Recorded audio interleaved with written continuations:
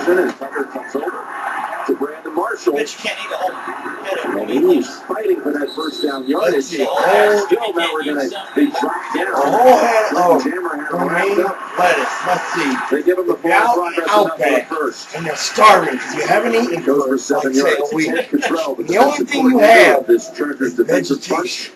which What is you allowed want to at do least 30 points take each of the last 3 weeks. Williams, the plugger in the middle. Arguably the best linebacking group in the league with Phillips Cooper, Wilhelm, who's back, and Merriman. And Marlon McCree, a leader back there in the secondary.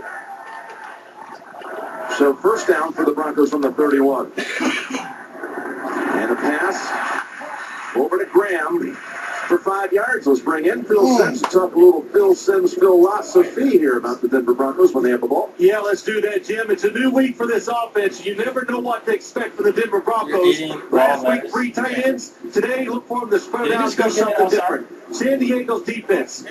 They got to stop the big plays, and when teams spread the field with 4 and 5 wide receivers, they've got to do a better job of covering people down the field.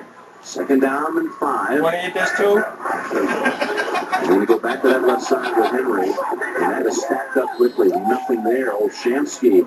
And that whole side covered down and actually knocks him back for a loss of a yard. Well, you know the story. We talked about it earlier today on the NFL Today. Travis Henry reportedly failing a drug test that was conducted at some point in September. He's contesting the result in court. Case to be heard in the coming weeks. Denver has been very quiet about things. They say they want the legal process to run its course, but if it was, in fact, a test that holds up, he could be, and would be, in fact, in line for a 1-year suspension as a third-time violator.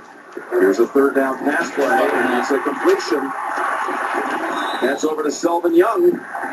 And that looks like that's going to be, again, enough for the first, a gain of 7 yards. Jim, this is something we already talked about. When you spread the field, the easy spot to throw that they want to give up is the outside by the sideline, and you can throw short passes. The New England Patriots did it many times against this San Diego Chargers defense. That time, the running back going out to the sideline made the defense back off, and Jay Cutler, strong arm, gets it to him for the first down. First down, all pass look here for Cutler, and it's over everyone's head. You know, it's interesting. You know, this Travis Henry story, Bill, your thoughts on that? We did talk to Mike Shanahan about it, and he says, we're, again, going to let him go through the legal process. If he's guilty, he's not going to be here. If he's not, he's going to continue to be the guy that's going to be running the football. He came into the week leading the league in rushing. What do you make of all this? Well, yeah, I think you said it all, Jim. And like Charlie Casserly said, it's going to take anywhere from 1 to 4 weeks for it to be determined. And Mike Shanahan knows the deal, and he says he's going to use him as much as he can. They use him again on this play. He's up to the 45. It'll set up a third and about 6, maybe 7. With Marlon McCree coming up for the tackle. There is Coach Shanahan. You know, it's when you look at the Denver Broncos, and especially their offense, Mike Shanahan determines what the defense is, how strong they are, and that's what his game plan is going to go around. And last week, Indianapolis Colts can't stop the run, so we got the 3 tight ends. Today, the San Diego Chargers, very big up front, hard to run the football on, so you can spread them out, and you try to throw the football a little more than usual. And like it's been said, we saw it with Green Bay, saw it with New England. Here's Cutler, and that was for Stokely, who didn't seem to be exactly ready for it, and that was Jammer in the area. And that'll lead to a Sauerbrunn punt. Yeah, it looks like he needs just about another half a second to get ready for the football, and then Jay Cutler anticipating maybe a little too much. And the margin of error, when you throw it as hard as Jay Cutler does sometimes, the margin of error is not great because the receiver cannot react to it. Darren Sproles standing at the 10, waiting for Todd Sauerbrun's boot. Sauerbrunn averaging almost 52 yards a punt early in the season. This is a good one. It's a big deal. It's at the 6 by Sproles.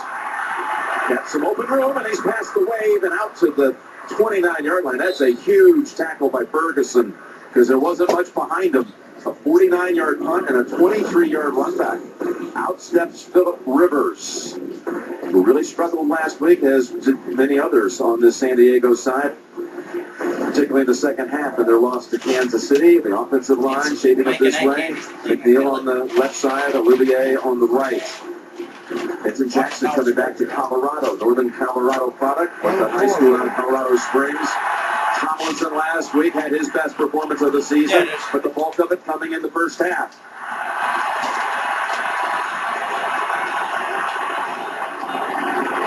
And as Tomlinson being decked by the same man who made the tackle on Sproles on the punt return. Ferguson drops him for a loss of 4.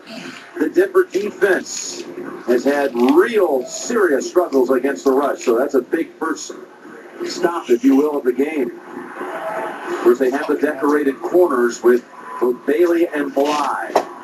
With Lynch returning. He was out a week ago against the Colts with a... Last 3 weeks, Williams the punter in the middle. Of course, seems to be hurting the